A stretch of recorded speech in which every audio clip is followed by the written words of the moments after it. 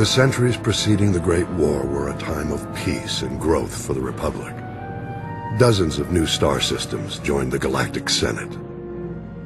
For the Sith Empire, however, these centuries were marked by a rapid acceleration in the preparations for war, an effort in which the Sith showed surprising cooperation and sacrifice.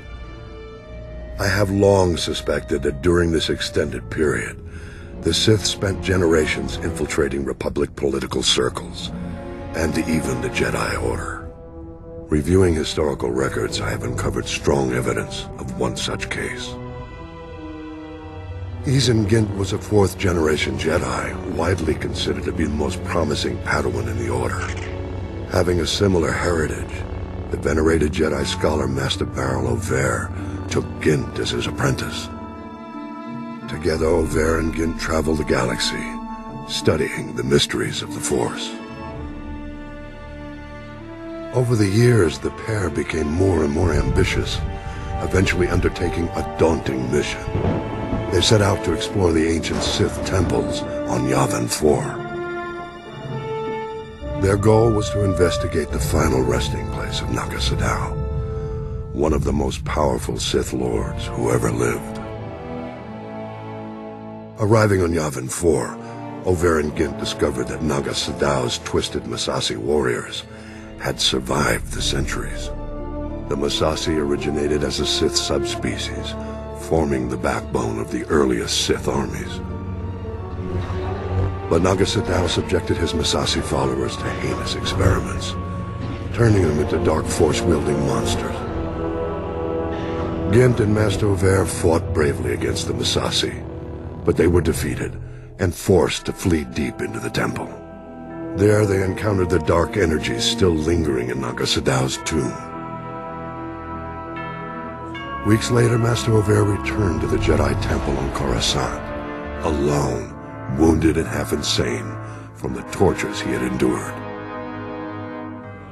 After a lengthy recovery, Master Over told a tale of the horrors he faced, and of Gint's tragic death. Several years passed.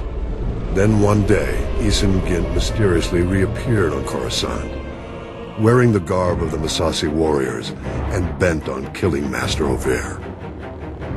Possessed by the dark spirit of Naga Sadow, Gint attacked his former master in broad daylight. The brutal battle between the two was staged, with all the Republic watching. Gint's borrowed powers were formidable, but Master Over won the day. Over's triumph over darkness was celebrated, and the Jedi Council assumed that all was well. The question no one asked was this: why would Naga Sadow's spirit seek vengeance, specifically against Master Over? The answer has become clear after a closer look at Over's Jedi heritage.